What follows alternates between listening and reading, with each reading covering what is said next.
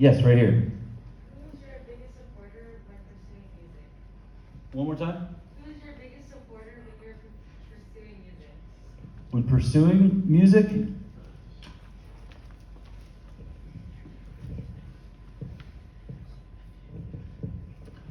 I guess my parents were pretty supportive, although not my biggest supporter.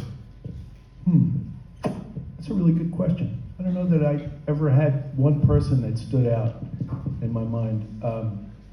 I actually, I tell this story not to be negative, but I've had a lot of bass players come to me who played electric bass, and this is in college, and they'd say, I want to play the acoustic bass. I go, great, it's not too late. Because when I was in high school, probably your age, I was playing electric bass in the high school jazz band, and I said to one of my music teachers, I said, Mr. Eddie, I want to play that instrument. It was one of these standing up in the corner. And he looked at me and goes, well, what grade are you in? I said, 10th. And he said, what do you play now? I said, electric bass. He said, that's too late. Stick to the electric. Well, obviously it wasn't too late because I was really determined to learn this instrument. And I was out on the road with a band out of high school, played professionally on Bourbon Street in New Orleans.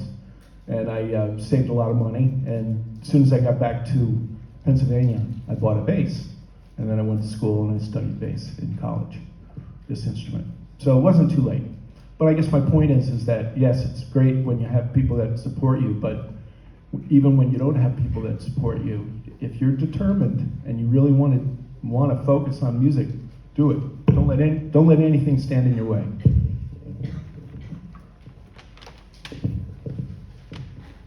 I would also say my parents, but also my early teachers. I mean, for anyone who wants to really pursue this, even if you only want to pursue it through high school, find a private music teacher. One of my early music teachers who remains supportive of me even to this day is Mark DiGianni. I'm sure you guys know him. Similar to Kevin's story, when I was in high school, Kevin, too many Kevins. So I was in math class, and I was telling my teacher that I want to pursue computer science. I want to be a programmer. And I was terrible at math. And so she looked at me just square in the eyes and said, well, maybe you should pursue something else. And I was like, oh man, okay. My dad was a computer programmer. I thought I would do that too. I was like hacking things back in the day when it was a little easier to hack stuff and a little bit less illegal. And so I figured, well, there's only one other thing I'm good at, so I pursued music, and so I'm grateful that that teacher pursued me not to, or inspired me not to pursue the other thing. Kind of a backwards inspiration. I'd have to say my early supporters, my parents were very supportive, but my teachers, my grade school band teacher, my junior high band teacher, and my high school band teacher, I got so much support and just excitement. It's not always like a pat on the back. My teacher in college was a pretty serious jazz musician, this guy named Chuck Israels, and it wasn't fun for me all the time because he was so brutal to me. But I learned so much from him, and so that's another method of support. It's not always like, hey, you sound great. You know, I would hear him. I lived in the basement, and I moved to Philadelphia with my music teacher, his wife and daughter, and I would hear him, these slow footsteps coming down from the third floor, and I would just get this sick feeling in my stomach because he would open the door and say like, Sparky, you're not making it. He called me Sparky. But he would listen to me practice, and so I knew I'd have to practice harder and harder to impress this person who I respected so much. Yes?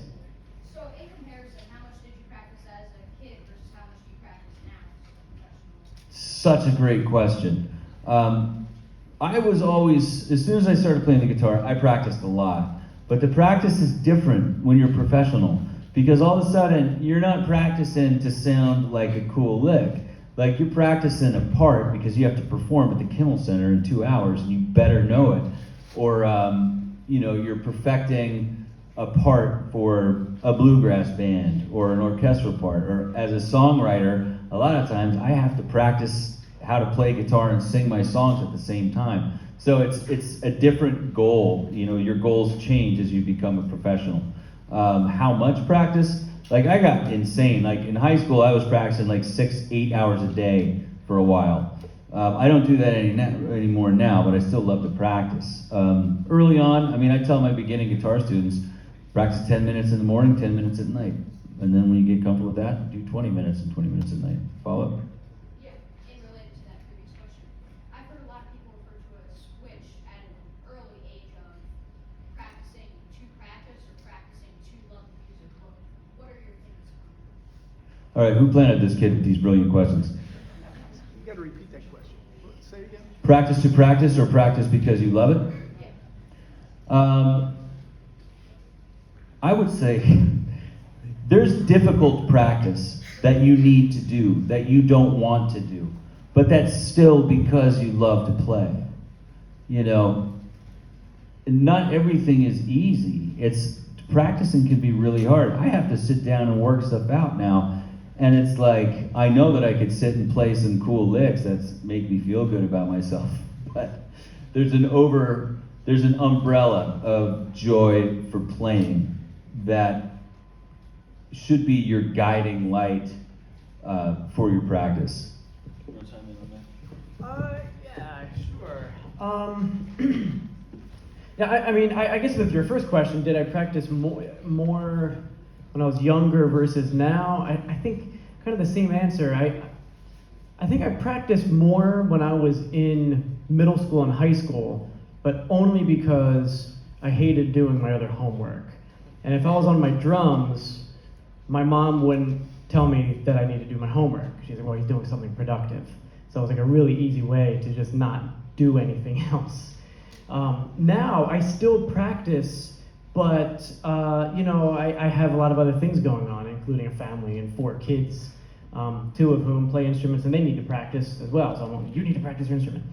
But a lot of the stuff, maybe even half the stuff I practice at home, I never play on gigs. I'm practicing my double bass drum technique. I'm practicing, crazy 4-limb independence, salsa music stuff, and I don't really get to play that, but it's just for my own satisfaction. So I guess I'm practicing for the love of doing it. The other times I'm practicing, I play a lot of musical theater.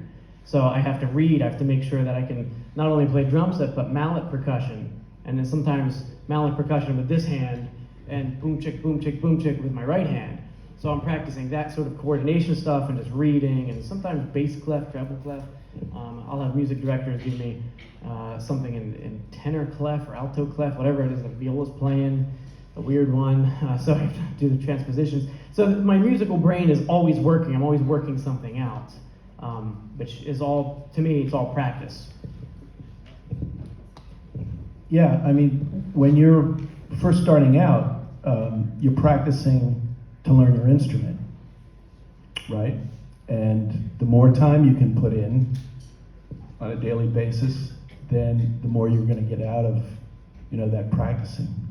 Don't practice if you're not completely focused, because then you're wasting your time, right? So you really want to, if you want to try to get 2 or 3 hours of practicing in, but you can't focus for those 3 hours straight, then like Kevin mentioned, practice 10 minutes in the morning or 10 minutes at night. Practice an hour, then go do something else. Practice another hour later on, so that if you're fully focused when you are putting that time in, you're going to get so much more out of it.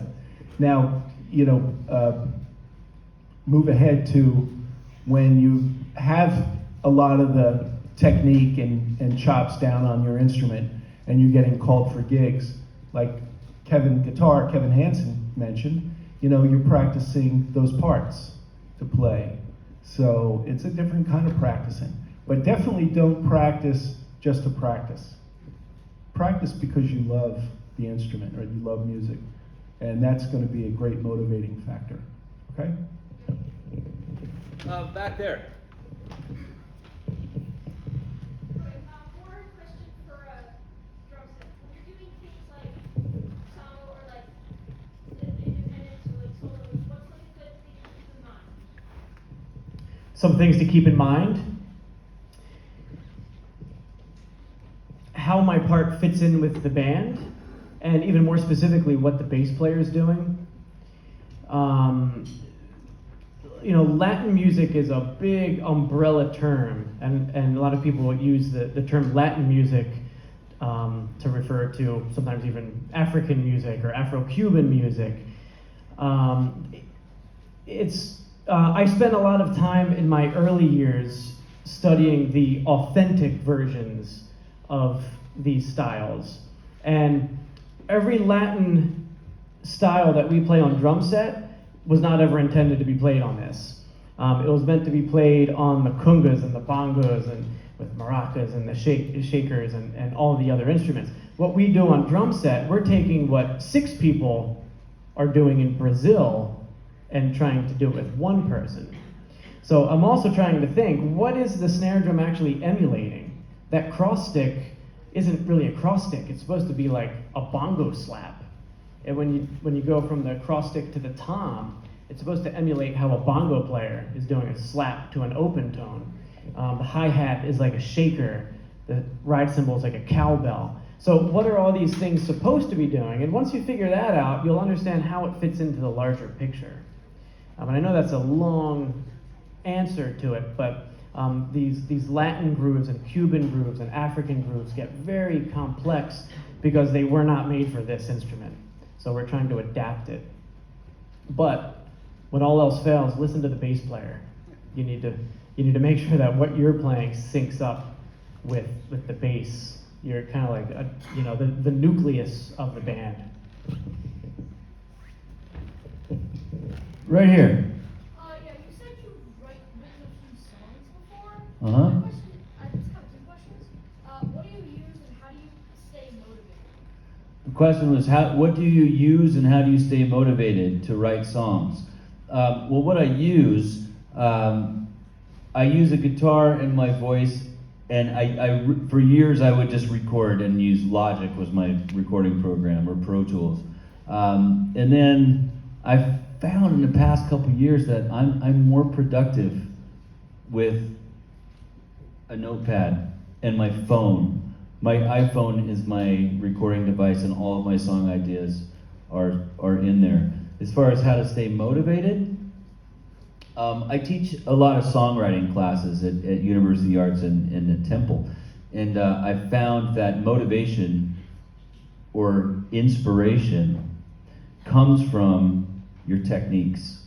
The more techniques that you own, the more inspired you will be. Because if you sit and wait for inspiration, you're gonna wait a long time. You'll get lucky a few times and this song will come to you right away.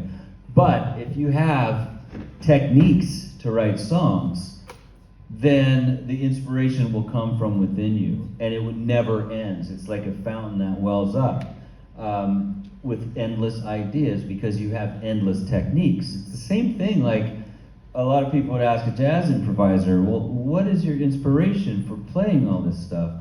Well, the inspiration comes from a lot of dedication to the instrument and being able to speak that language.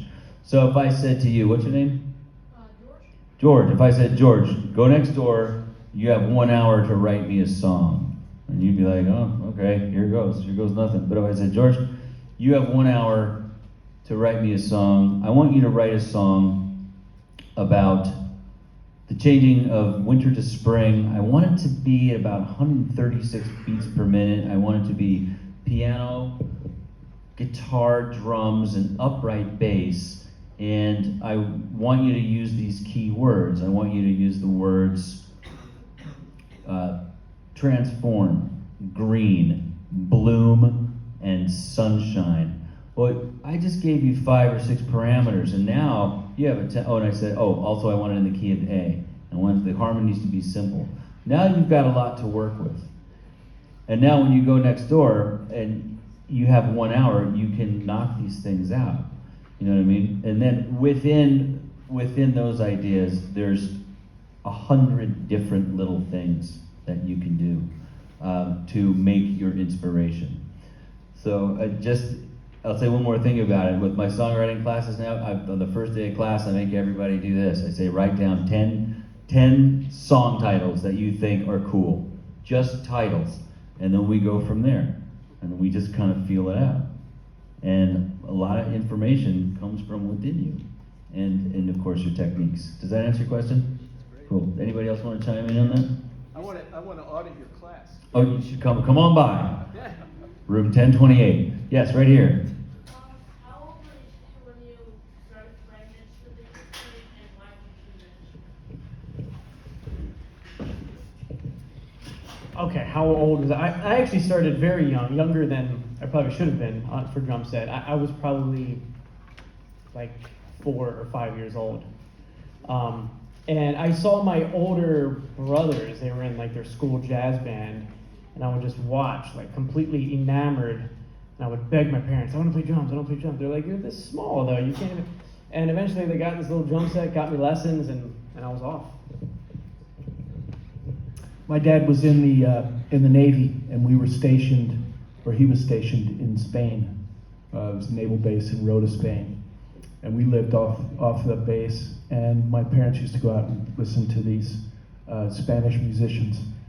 And they really fell in love with the guitar player in this band and wanted him to teach my brother and me. So we came home from school one day, we had guitars. I was 8 years old, so we started taking guitar lessons from this Spanish musician. So I was 8 when I started. More questions? This guy here. Yeah. What's your favorite band?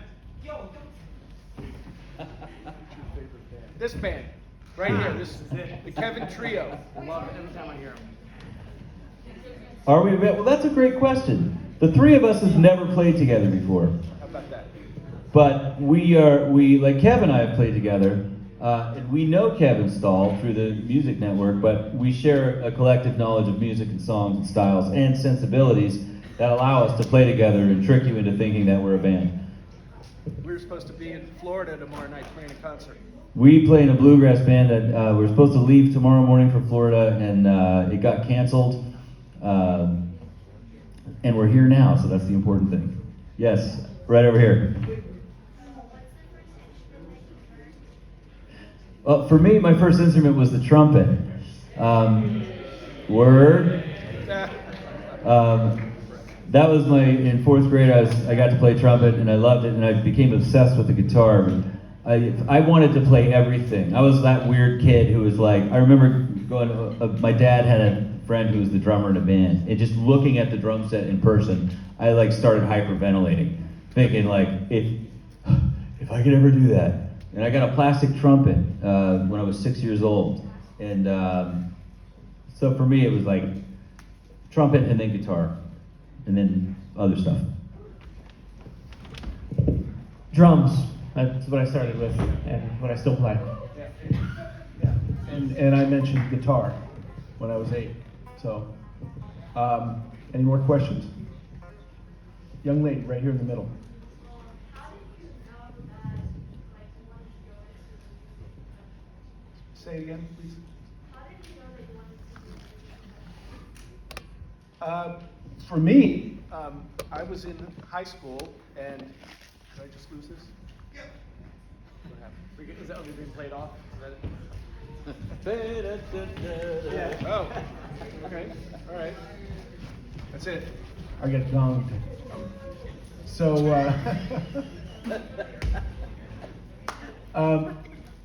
high school, 11th grade. I was playing with these older musicians, and they were getting gigs, and I was going out and playing professionally.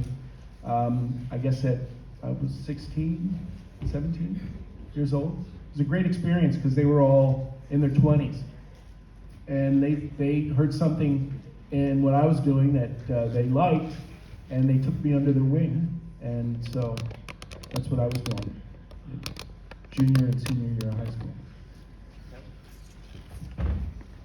Hey Kev, do you guys want to play maybe one more tune? And Yeah. We'll get you a dinner break? Sure. We're gonna play one more song. How's that? But great questions, everybody, really. Yeah. I have to say that was the best Q&A I've ever had at a festival like this. So thank you.